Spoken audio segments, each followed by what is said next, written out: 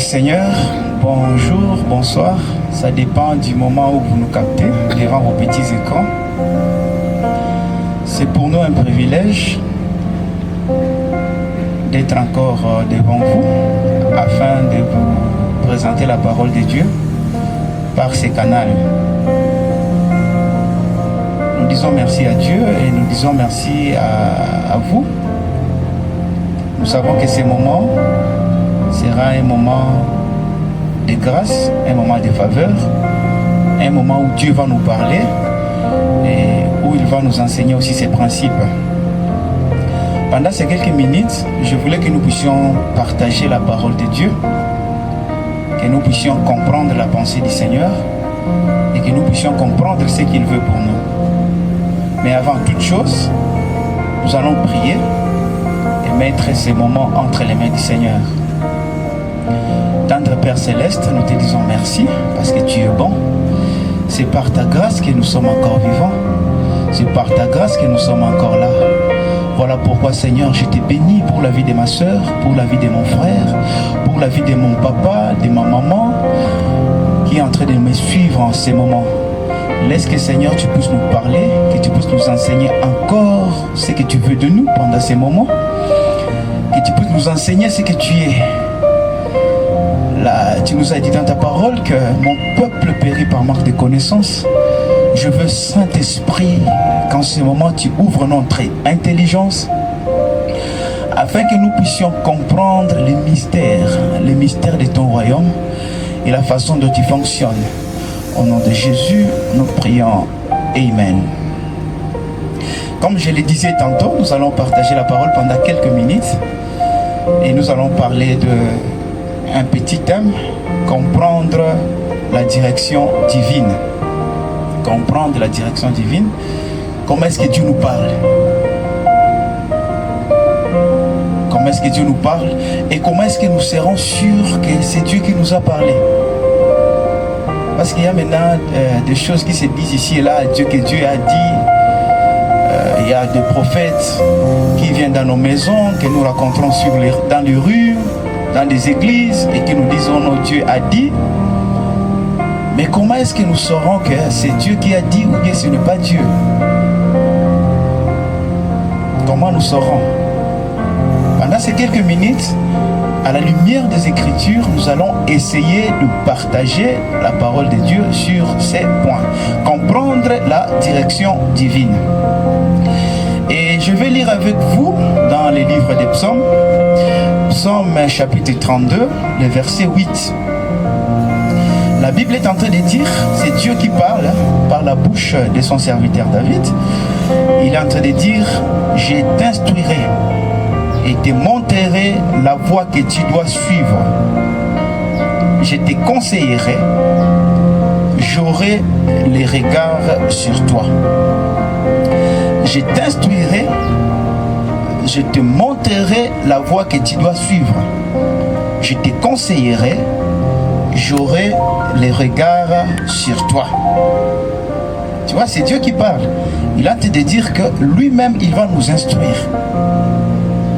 Il va nous montrer la voie que nous allons suivre. Et il sera notre conseiller. Et il aura son regard sur nous. Combien de gens, ils emploient des conseillers, ils emploient des hommes à côté d'eux, surtout les personnes hautement placées. Ils ont toujours des personnes à côté d'eux pour leur donner des conseils. Mais quel privilège notre Dieu nous donne, il nous dit que lui-même, il sera notre conseiller. Je vais lire un autre passage avant que nous puissions entrer dans les vifs de la matière. Romains 8, verset 14. Car tous ceux qui sont conduits par les fils de Dieu, par l'Esprit de Dieu, voulais-je dire, sont fils de Dieu. Car tous ceux qui sont conduits par l'Esprit de Dieu sont fils de Dieu. Dieu dirige ses enfants. Il dirige ses filles et ses fils. Et c'est parmi les rôles, c'est parmi le travail du Saint-Esprit dans nos vies, c'est nous diriger. C'est de nous montrer la voie que nous devons suivre afin que nous puissions réussir, afin que nous puissions avoir le succès dans tout ce que nous comptons et tout ce que nous projetons faire. C'est son travail de nous diriger. Mais comment est-ce que Dieu dirige les hommes? Et comment savoir que c'est Dieu qui est en train de me diriger? C'est ça la grande question. Je voulais d'emblée vous dire que, du point de vue de la Bible, tous ceux qui ont marché avec Dieu et qui ont réussi avec Dieu ont si écouté Dieu et ont su comment Dieu dirige. Et ils ont su aussi comment marcher selon la direction de Dieu. Commençant par notre patriarche Abraham, passant par Moïse. Si nous pouvons voir aussi David et tous les grands hommes de la Bible, ils ont été dirigés par Dieu. Aujourd'hui, les chrétiens ont des problèmes, les chrétiens ne savent pas où toucher, ils ne savent pas quoi faire, parce que l'Église, à un certain moment, n'a pas appris aux gens comment est-ce que Dieu dirige son peuple, comment est-ce que Dieu dirige nos vies. Et je voulais te dire aussi que Dieu utilise plusieurs moyens pour nous parler. Plusieurs moyens. Et parmi ces moyens, Dieu utilise la Bible pour nous parler. Ça, c'est le premier moyen, et d'ailleurs, les moyens les plus principaux, c'est la Bible. Il peut aussi nous parler par le rêve. Tu dors la nuit. Je ne dis pas que tous les rêves que tu as la nuit viennent de Dieu. Parce qu'il y a des rêves qui peuvent venir de tes pensées. D'autres rêves peuvent venir du diable. Mais Dieu, parfois aussi, utilise la voix de rêve pour nous parler. Lorsque nous nous endormons. C'est ce que Job nous a dit dans Job 33, que Dieu nous parle tantôt d'une manière, tantôt d'une autre. Lorsque nous sommes couchés dans un profond sommeil, il vient à nous et il commence à nous parler. Il peut aussi nous parler par de rêves. Dieu peut aussi nous parler par de prophéties. Des prophéties. Tu reçois une prophétie de la bouche d'un frère ou une sœur et Dieu s'adresse à toi. C'est l'un des moyens qu'il utilise. Dieu peut aussi nous parler par de visions. Des visions. La vision peut être nocturne, c'est-à-dire tu dors sur ton lit et Dieu te parle. Tout comme la vision peut être diurne. Tu es là, il y a comme si des images, tu vois des images. Hein? Tu vois des images et c'est Dieu qui est en train de te parler. C'est Dieu qui est en train de te parler. C'est parmi les voies que Dieu utilise pour nous parler, le vision. Tu ne pensais pas à quelque chose, mais tu vois une image, quelconque descendre en toi et tu commences à voir. Tu commences à voir, il utilise aussi cette voie-là pour nous parler. Il peut aussi nous parler par la voix intérieure. Les autres appellent ça la voix de la conscience. Donc il te parle vraiment, c'est comme une voix qui parle en toi. Dieu peut aussi utiliser ces moyens-là. Dieu peut aussi nous parler par la voix audible. La voix audible. Tu écoutes une voix, je me souviens, c'était en 2012 alors que j'étais couché sur mon lit. J'étais allongé, je ne dormais pas et Dieu est venu me parler à l'oreille comme un homme parle à son ami. Il m'a dit beaucoup de choses dont la plupart je les ai déjà expérimentées dans ma vie. Dieu peut aussi nous parler par une voix audible. Tu écoutes vraiment une voix et c'est Dieu qui est en train de te parler. Il n'est pas un sourd. Notre Dieu parle. Il parle. C'est pas comme les dieux de Baal qu'on a invoqués les longs de journée, mais il ne répondait pas. Notre Dieu parle. Il parle. Il peut nous parler par une voix audible. Tu écoutes vraiment que quelqu'un te parle. Mais aussi, Dieu peut nous parler par de personnes. Ça peut être nos parents. Ça peut être aussi nos pasteurs. Par la bouche des pasteurs, Dieu peut nous parler. Quelqu'un est en train de prêcher et tu sens vraiment que ce qu'il est en train de dire là, ça te concerne, ça concerne ta vie. Et ça pourrait être Dieu qui te parle de cette façon-là. Je me souviens, un jour j'étais en Ouganda, et dans une église, il y avait plus de 300 personnes réunies et un pasteur était en train de prêcher. Et lorsqu'il prêchait, il a dit quelque chose, il a dit que Dieu va vous rembourser les années qu'ont dévoré les sauterelles. Et lorsqu'il a déclaré cette parole, j'ai senti dans mon cœur que cette parole me concernait. C'était à moi qu'il parlait, parce que pendant ces moments-là, je me souviens, je traversais des moments vraiment difficiles, compliqués, sur les plans financiers. j'avais vraiment beaucoup de soucis, beaucoup de problèmes personnels. Et là, quand l'homme de Dieu a parlé, je sentais que cette parole était vraiment adressée, ça s'adressait à moi. Et j'ai compris que c'est Dieu qui me parlait. Et quelques jours après, j'ai expérimenté réellement ce que l'homme de Dieu avait dit ce jour-là. Dieu m'a remboursé toutes les années que les jalets que les sauterelles avaient dévoré dans ma vie. Donc Dieu peut aussi nous parler par des personnes. Par des personnes. Nos pasteurs, nos parents. Tu veux te marier, mais papa et maman sont contre. Tu ne sais pas pourquoi ils sont contre. Les garçons sont parlés. Et il ne faut pas vraiment se méfier. Il peut aussi te parler par l'entremise d'un frère. Un frère avec qui vous priez. Il te parle, mais tu sens que ce qu'il est en train de te dire là, c'est vraiment la solution, c'est vraiment la réponse à toutes tes questions. Dieu peut utiliser des voix comme ça pour nous parler. Et nous devons être très sensibles à l'Esprit de Dieu, parce qu'il utilise plusieurs moyens pour nous parler. Une chose, suivre la direction de Dieu dans ta vie et écouter Dieu avant d'agir te permettra de gagner beaucoup.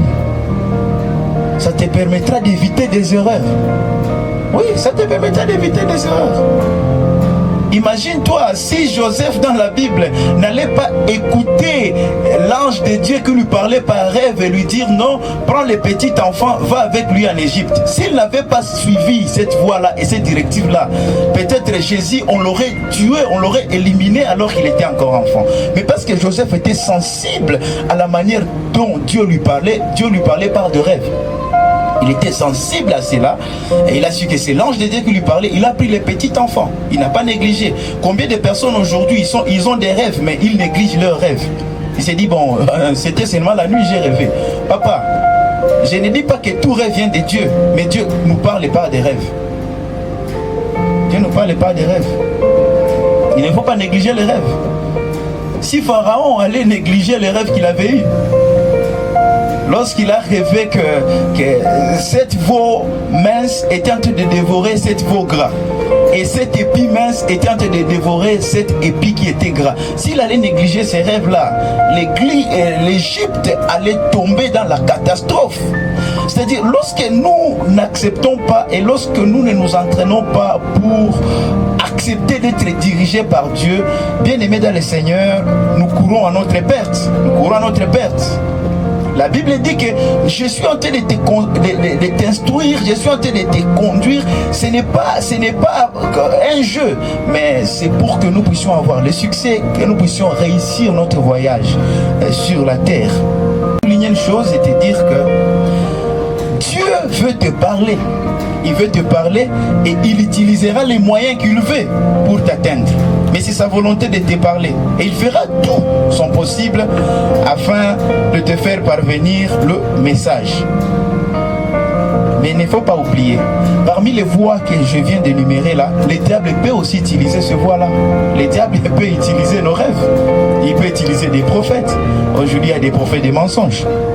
Ils sont un peu partout. Et ils vous disent des histoires. Donc le diable peut aussi utiliser le rêve. Il peut aussi utiliser les visions. Oui, il peut utiliser toutes ces voies-là. Mais maintenant, là où je voulais me focaliser, comment est-ce que je saurais que le message que je suis en train de recevoir vient de Dieu? C'est bon de rêver. C'est bon de recevoir un prophète qui te parle de la part du Seigneur. C'est bon d'écouter la voix intérieure. Mais c'est bon d'avoir des visions. Mais comment est-ce que je saurais que le message que je suis en train de recevoir vient de Dieu? C'est ça la plus grande question. Comment je saurais? Comment je saurais que ça ne vient pas du diable, que ça ne vient pas de la chair, de mes pensées, mais ça vient de Dieu? Comprendre la direction divine. Je voulais te dire, il y a 3 choses que tu dois observer dans tout message qui vient de Dieu. Un message qui vient de Dieu sera toujours accompagné de ces 3 éléments que je vais te parler. La première des choses, quand Dieu te parle, tout ce qu'il te dit est conforme à sa parole. Ce qu'il te dit sera conforme à ce qu'il a dit dans la Bible. Dieu ne te demandera jamais de faire quelque chose qu'il a déjà interdit dans la Bible. Jamais. Jamais te le demander. Quand Dieu nous dirige, il nous dirige dans les limites de sa parole.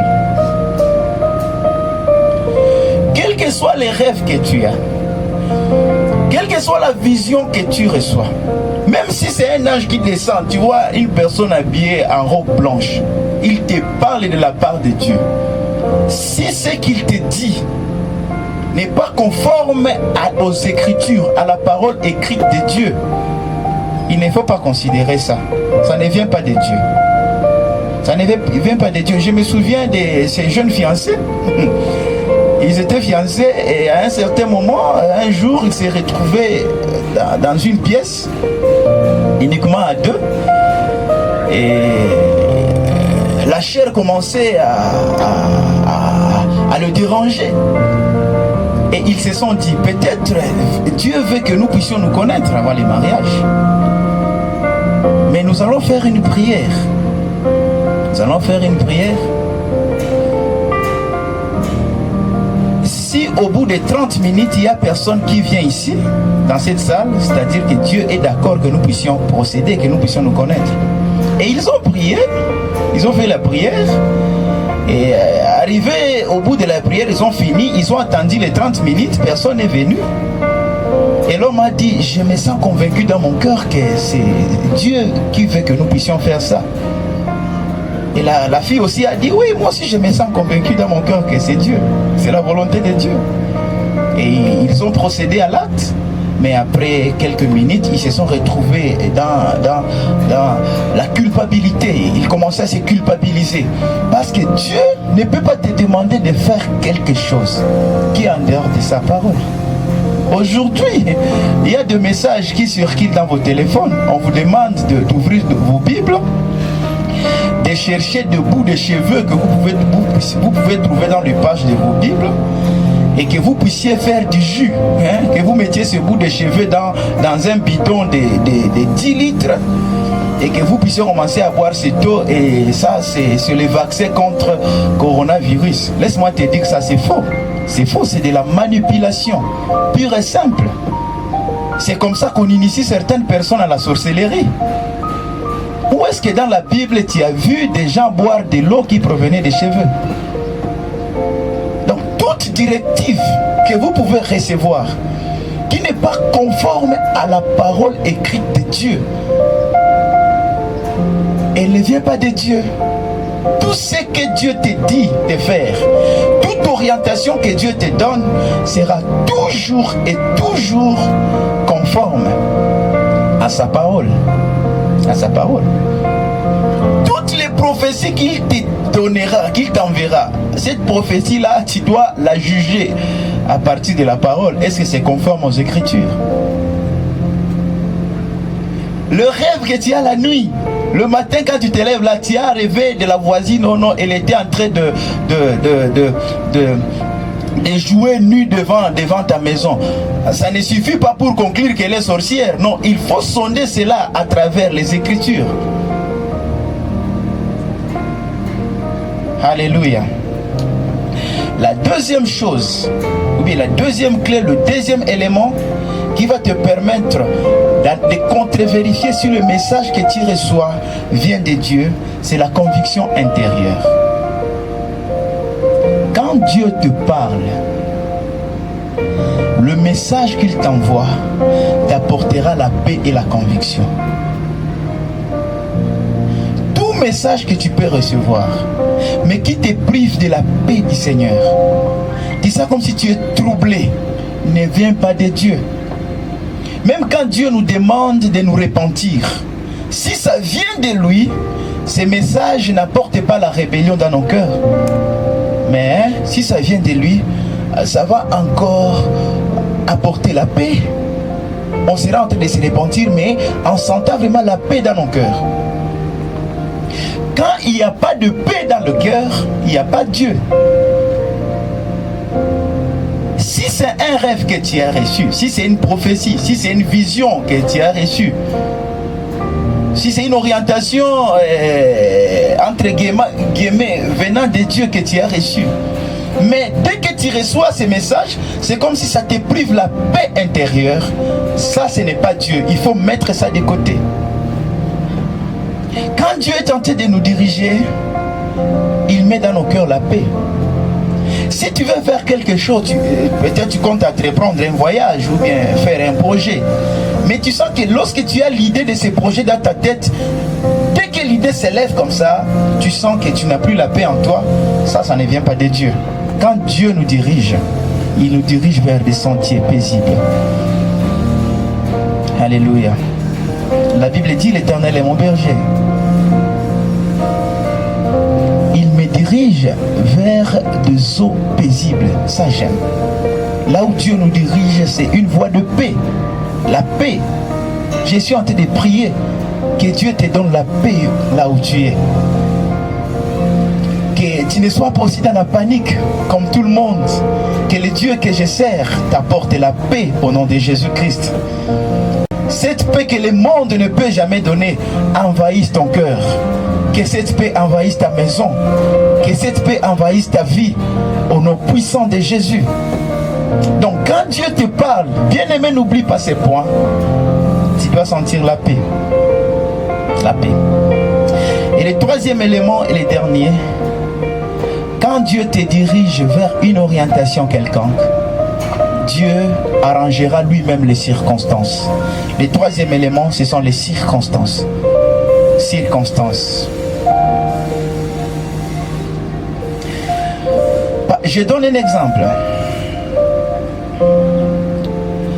Dieu ne te demandera jamais de faire un don de 20 000 $ lorsqu'il sait que tu ne peux jamais les avoir. S'il te demande 20 000 $, lui-même doit arranger les circonstances pour que tu sois à la disposition de ces 20 000 $. Dieu ne te demandera jamais de te marier lorsqu'il sait que tu n'auras pas les moyens de le faire. Si Dieu te demande de te marier, ok, mets-toi tranquille. Dis-lui, Seigneur, je comprends, tu me parles.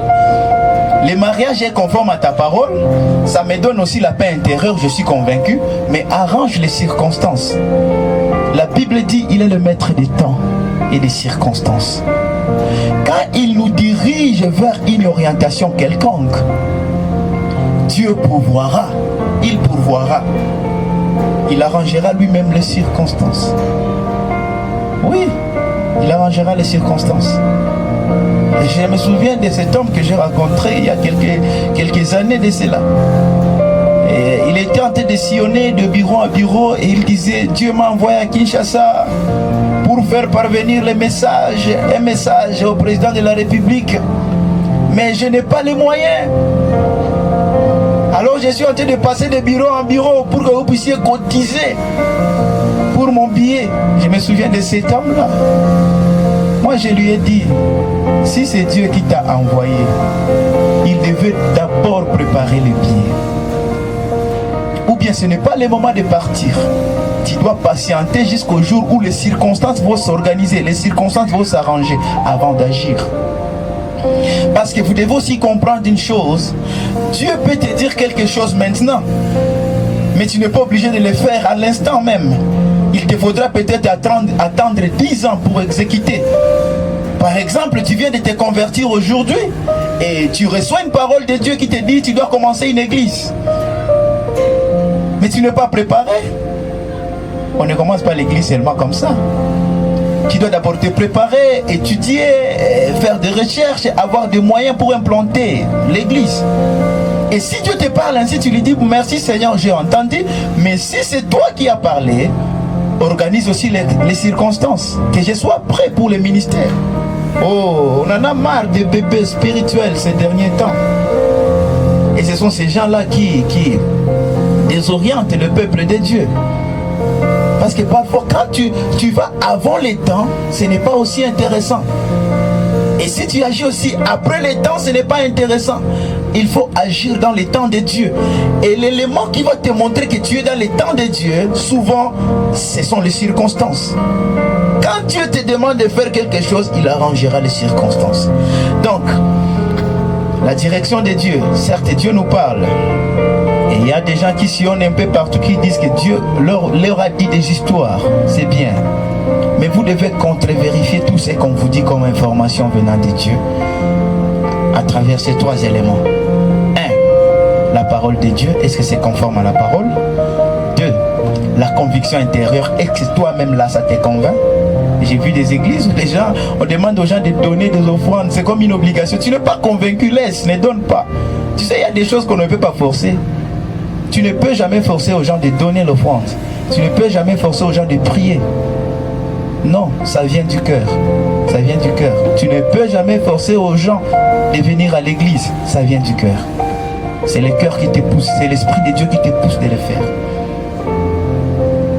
Et le troisième élément, tu dois aussi contre-vérifier, est-ce que les circonstances le permettent avant d'agir. Que Dieu vous bénisse et que Dieu vous fasse du bien. Je vais prier pour vous. Je vais prier pour vous là où vous êtes.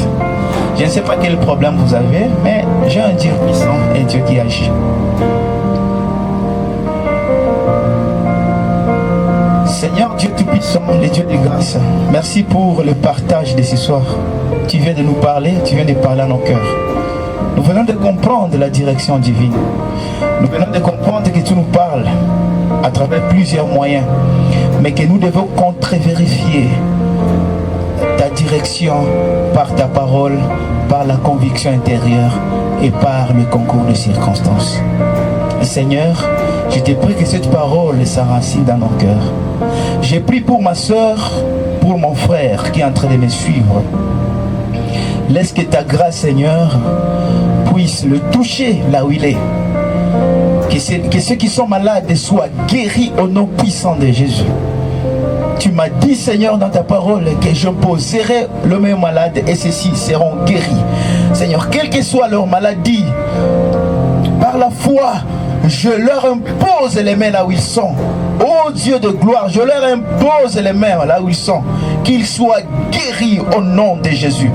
J'ai prié aussi pour la famille, pour la vie de mon frère, de ma soeur qui est en train de me suivre. Oh Dieu, je te prie, alléluia, de le protéger pendant ces moments, de le soutenir pendant ces moments.